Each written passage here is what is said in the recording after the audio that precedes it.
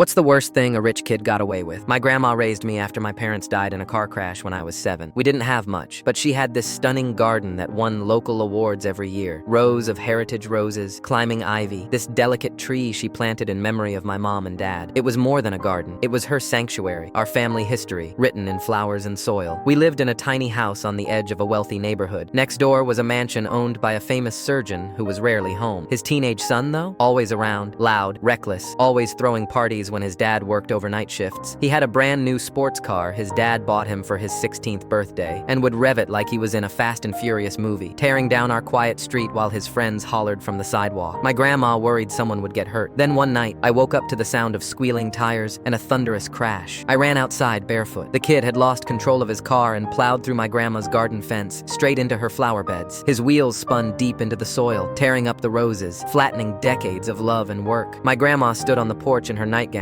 hand over her mouth. She didn't say a word. Her garden gone in seconds. The kid stumbled out, clearly drunk. When he saw my grandma's face, he paused for a second. "Chill out," he slurred. "My dad'll pay for everything." Police came, took statement. The officer was kind but shrugged. "Just property damage." The surgeon came the next day, full of apologies, handed my grandma a check that could have fixed the garden 10 times over. But how do you put a price on the roses she started with her husband? On the tree planted for my parent? He promised his son would face serious consequences. A week later, the kid rolled up in a newer, flashier car. My grandma tried to replant, but her arthritis was worse that year. I helped as best I could after school, but I was just a kid. The garden never came back. Something in her didn't either. 2 months later, I saw the kid at a coffee shop, bragging to his friends about the crash, laughing, said his dad handled it like it was a joke. 3 months after that, my grandma stopped going outside, said she was tired, but I could see it in her eyes. Something had cracked. She wasn't the same. That garden had been her therapy, her connection to my parents, her pride. Now it was a patch of broken soil behind a new fence. She passed away in her sleep 6 months later. Heart failure, the doctor said. But I know it wasn't just her heart, it was her spirit. The thing that kept her going was buried the night that rich kid flattened her garden. At her funeral, the surgeon came alone, stood in the back. He offered me condolences. I walked away. His money couldn't fix this. The rich kid never showed. Last I heard, he totaled his 3rd luxury car. Still hasn't faced a single real consequence.